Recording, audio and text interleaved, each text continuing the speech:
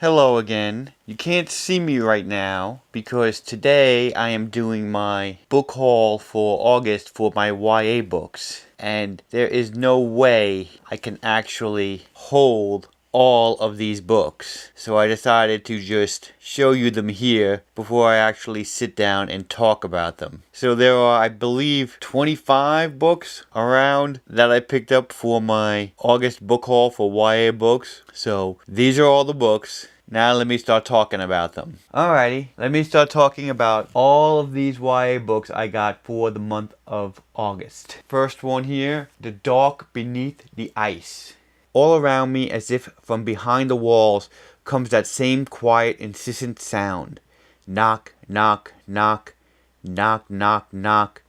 Like someone testing for a weak spot, looking for a way in, helplessly. I turn back to the mirror and my face blurs and vanishes beneath a layer of gray fog, blooming on the glass as if someone has breathed against it. And as I watch, lines drip through it, forming unsteady letters. This is mine, Marianne. Whatever it was I saw last night, it saw me too. So obviously, a fall horror themed YA book, this sounds like. I really like this cover. Next one, I saw it Second and Charles. I saw it in somebody's book haul a while ago and sounded really interesting. So when I saw it for really cheap, I decided to pick it up. This is The Death and Life of Zebulon Finch, Volume 1, At the Edge of Empire. That is a nice cover.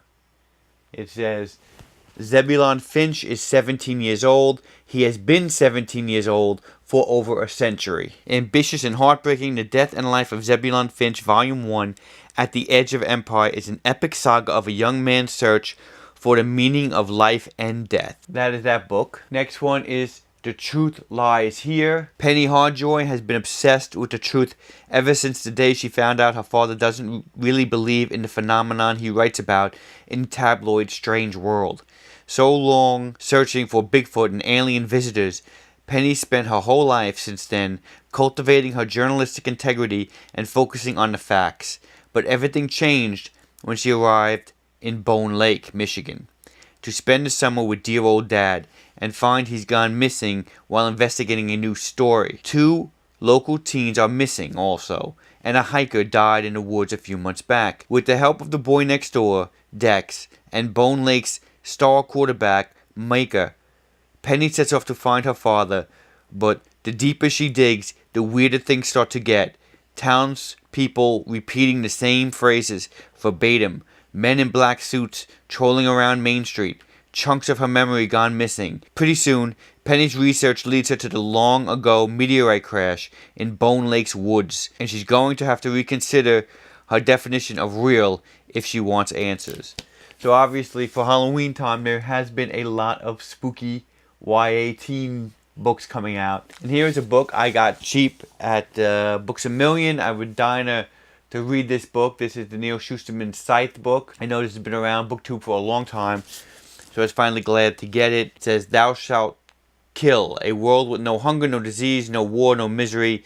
Humanity has conquered all those things and has even conquered death. Now Scythes are the only one who can end life, and they are commanded to do so in order to keep the size of the population under control. Citra and Rowan are chosen to apprentice to a scythe, a role that neither wants.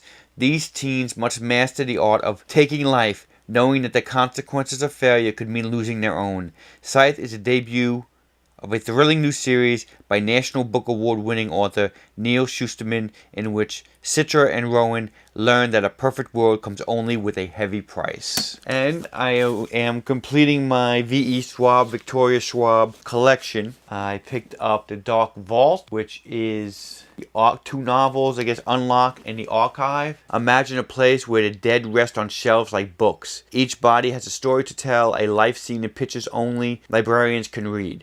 The dead are called histories, and the vast realm in which they rest is the archive. Mackenzie Bishop's grandfather first brought her here 4 years ago, when she was 12 years old, frightened but determined to prove herself. Now her grandfather is dead, and May has grown into what he once was, a ruthless keeper, tasked with stopping often violent histories from waking up and getting out. Because of her job, she lies to the people she loves, and she knows fear for what it is, a useful tool for staying alive.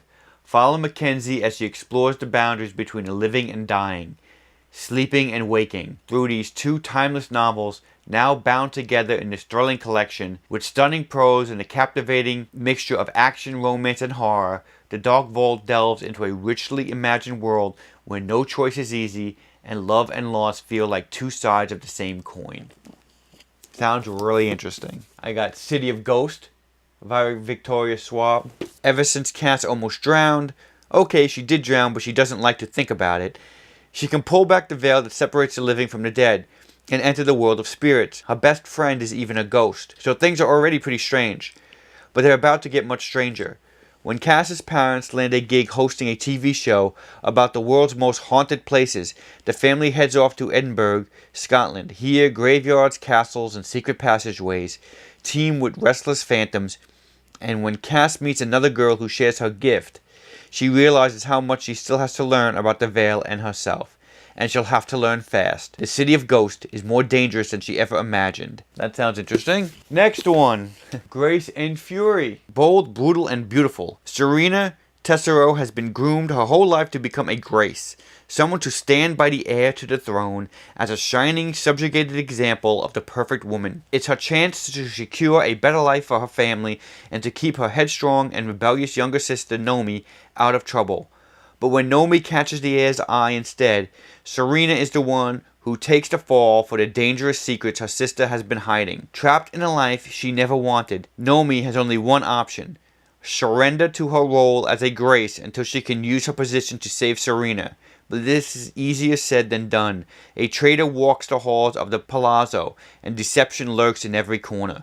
Meanwhile, Serena is running out of time. Imprisoned on an island where she must fight to the death to survive, surrounded by women stronger than she is, one wrong move could cost her everything. There is no room for weakness on Mount Ruin, especially weakness of the heart. Thrilling and captivating, Grace and Fury is a story of fierce sisterhood and of survival in a world that's determined to break you. Next book, The Raging Ones. In a freezing world where everyone knows the day they will die, these teens break all the odds. Franny Bluecast, a tough city girl, dreams of dying in opulence. To see wealth she's never known, like the entire world, she believes it's impossible to dodge a death day, until the day she does. Court Icecastle knows wealth. He also knows pain. Spending 5 years in Vogter prison, a fortress of ice and suffering, he dreams of life beyond the people who haunt him and the world that imprisoned him. Michael Kickfall fights for those he loves. The rugged Hinterlander shares a frustrated yet unbreakable connection with Court, which only grows more lawless and chaotic as their senses and emotions connect with Franny. With the threat of people learning they've dodged their death days, they must flee their planet to survive. But to do so, all three will have to hide their shared bond as they vie for a highly sought-after spot in the newest mission to space, against thousands of people far smarter who will live longer and never fear death the way they do. So that is The Raging Ones. The next one is The Cheerleaders. There are no more cheerleaders in the town of Sunnybrook. First, there was the car accident. 2 girls dead after hitting a tree on a rainy night. Not long after, the murders happened. Those 2 girls were killed by a man next door. The police shot him, so no one will ever know his reasons. Monica's sister was the last cheerleader to die. After her suicide, Sunnybrook High disbanded the cheer squad. No one wanted to be reminded of the girls they lost. That was 5 years ago. Now the faculty and students at Sunnybrook High want to remember the lost cheerleaders. But for Monica, it's not that easy. She just wants to forget. Only Monica's world is starting to unravel. There are the letters in her stepdad's chest, an unearthed years-old cell phone, a strange new friend at school. Whatever happened 5 years ago isn't over. Some people in town know more than they're saying, and somehow Monica is at the center of it all.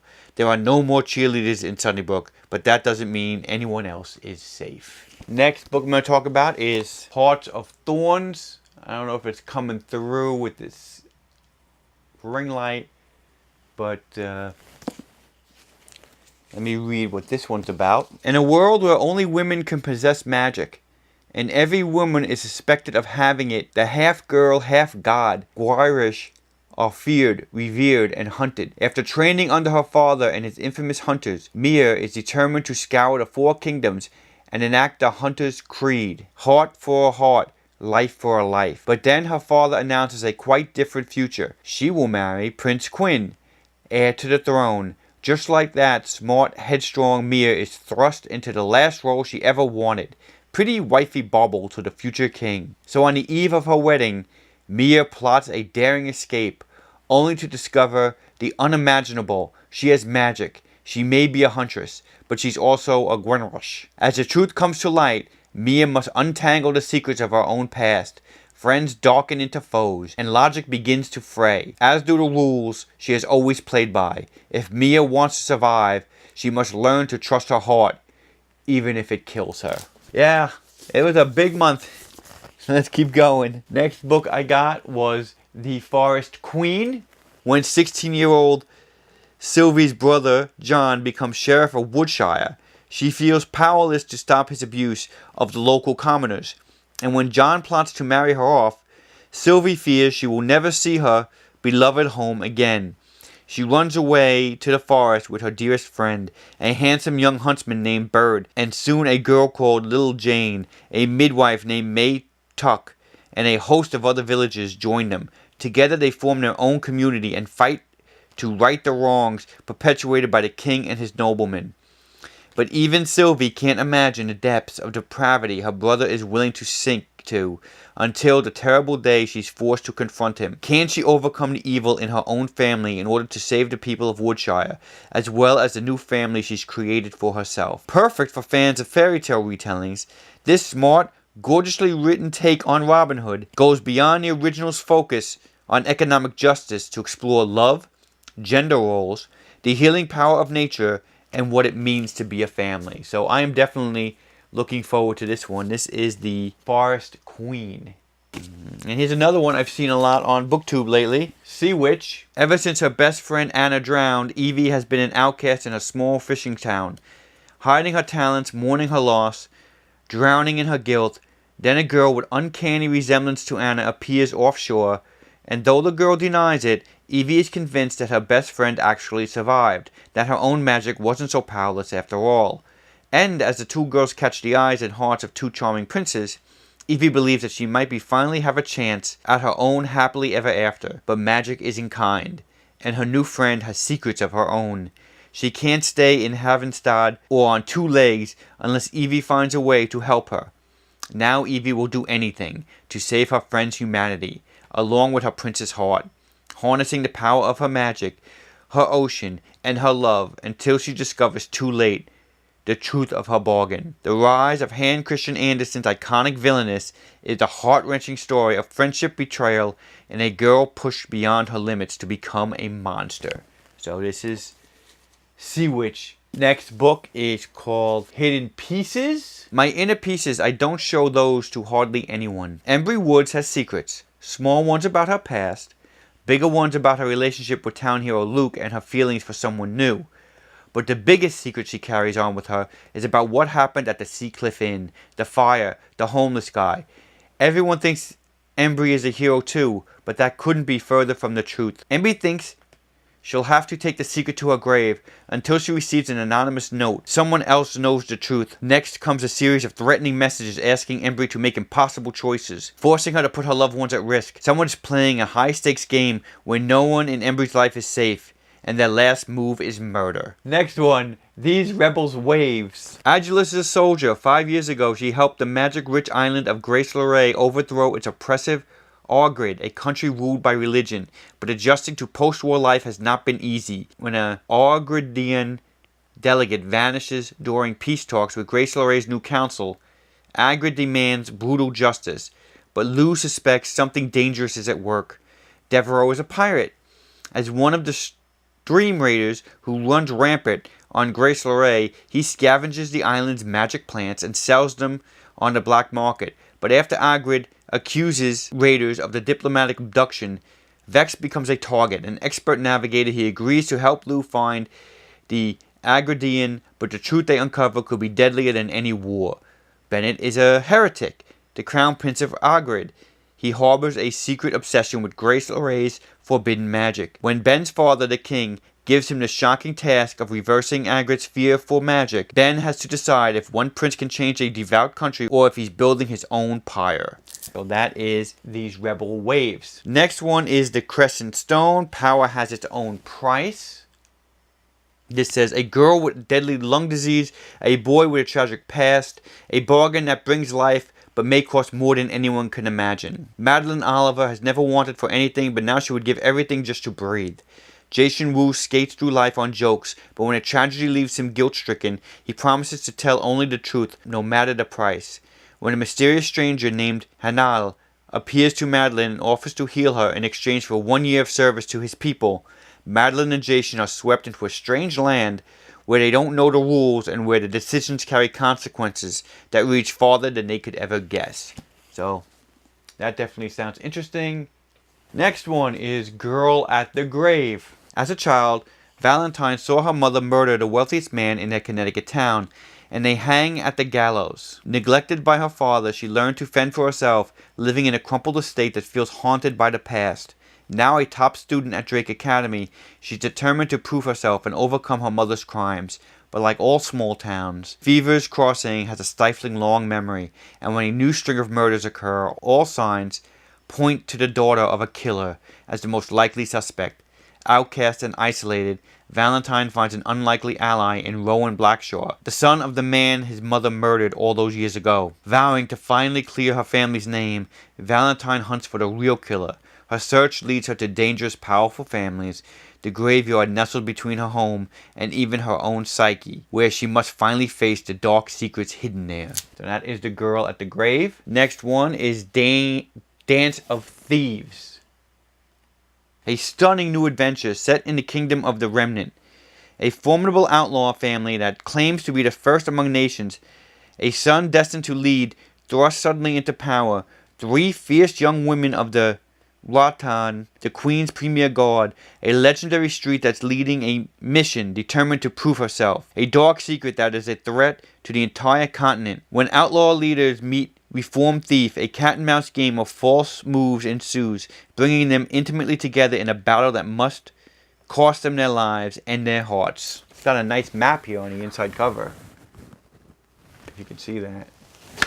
Next one is Murder Trending. Welcome to the near future, where good and honest citizens can enjoy watching the execution of society's most infamous convicted felons, streaming live on the Postman app from the suburbanized prison island Alcatraz 2.0. When 17-year-old Doc Guerrera wakes up in a haze, lying on the ground of a dimly lit warehouse, she realizes she's about to be the next victim of the app. Knowing hardened criminals are getting a taste of their own medicine in this place is one thing, but Dee refuses to roll over and die for a heinous crime she didn't commit. Can Doe and her newly formed posse, the Death Row Breakfast Club, prove she's innocent before she ends up wrongfully murdered by the world to see? Or will the Postman's cast of executioners kill them off one by one? So that is Murder Trending. Then comes 9. In an alternate world, startling close to our own, humans have 9 lives, and they can't wait to burn straight through them. As you shed lives, you shed your awkward phases. 1 burn is equal to 1 physical and mental upgrade. Not only is burning a thrill, but when you wake up, you've taken 1 step closer to the person you dream of becoming. Julian's friends are obsessed with the idea of burning lives, but Julian is determined to stay on his first for as long as he can. His mother, the ultimate cautionary tale, burned through her first 8 in just a few years, and Julian has no intention of succumbing to the debilitating rebirth sickness that she inflicted on herself. But the regime has incentives aimed at controlling overpopulation, and Julian realizes that he's going to have to burn at some point, especially when he's become a target for Nicholas, the manipulative leader of the Burners. Julian eventually succumbs to the pressure, but in doing so he uncovers suspicious gaps in the rebirth system that may explain exactly why his mother went so far down the rabbit hole years ago. Along with a group of student dissenters, Julian sets out to find answers and is soon on the verge of exposing the greatest conspiracy ever unleashed on the world. So that is 9. Next book I'm going to talk about here is Lords of Shadows, the first in the Dark Artifices series. I don't think I need to talk about this. This has been out for a while. Everyone knows about the Shadowhunter series. I am finally able to read this series after reading all 6 Mortal Instruments books and all the Infernal Devices. So I am looking forward to starting this series and hopefully read this in the second one before the 3rd book comes out and be all caught up. So that is the Lords of Shadows. Speaking of other books that are part of a series here, I have Winter from the Lunar Chronicles, and I also have Faris as well. So I am looking forward to completing the series with Winter and then finding out the backstory of Levana's story in Faris, I believe. That are those 2 books. And I'm almost caught up. 3 more books. Next one is Catwoman Soul Stealer by Sarah J. Maas. So I have read Wonder Woman and Batman as well. The last one that's coming out is going to be Superman. I will be interested to see how Sarah J. Maas handles this YA book, but it is going to be an interesting book. I'm not going to really read the description because I'm going to go blind into this. So that is Sarah J. Maas's Catwoman. Next one, Mirage, with a beautiful cover. I love that cover. In a world dominated by the brutal Vathar Empire, 18-year-old Imani is a dreamer. She dreams of what life was like before the occupation of writing poetry, of receiving a sign from Daiha that one day she too will have adventures and travels beyond her isolated moon. But when adventure comes for Imani, it is not what she expects. She is kidnapped by the regime and taken in secret to the royal palace, where she discovers that she looks nearly identical to the cruel half-Vaultec princess, Maram. The princess is so hated by her conquered people that she requires a body double, someone to appear in public as Maram, ready to die in her place. As Armani is forced into her new role, she knows she is a prisoner in all but name. Even so, she can't help enjoying the palace's beauty and her time with the princess's fiancé, Idris. But the glitter of the royal court bellies a world of violence and fear. If Armani ever wishes to see her family again, she must play the princess to perfection, because one wrong move could lead to her death. So that is Mirage. And the last book, Seafire. The first in a heart-stopping trilogy that recalls the undeniable feminine power of Wonder Woman and the powder-keg action of Mad Max Fury Road. Seafire follows the captain of an all-female ship intent on taking down a vicious warlord's powerful fleet. After her father is killed by a corrupt warlord, Ari Athar and her bloodthirsty army of bullets, Caledonia Styx, is left to chart her own course on the dangerous and deadly seas. She captains her ship, the Mors Navis, with a crew of girls and women just like her who have lost their families and homes because of Arak and his men. The crew have one mission: stay alive and take down Arak's armed and armored fleet. But when Caledonia's best friend and second in command barely survives an attack thanks to help from a bullet looking to defect, Caledonia finds herself questioning whether to let him join their crew. Is this boy the key to taking down Arak Athar once and for all, or will he threaten everything the women of the Mors Navis have worked for? And that is it. Now, this was pretty huge of a book haul for me. I've just found so many interesting books to pick up, new and old, I wind up finding, and it really got huge today. So let me know what you think. Are there any books that you've picked up that I got in here, or any books that you want to pick up? And again, if you like this video, please like, comment, subscribe. As always, thanks again for watching, and I hope to see you soon. Bye.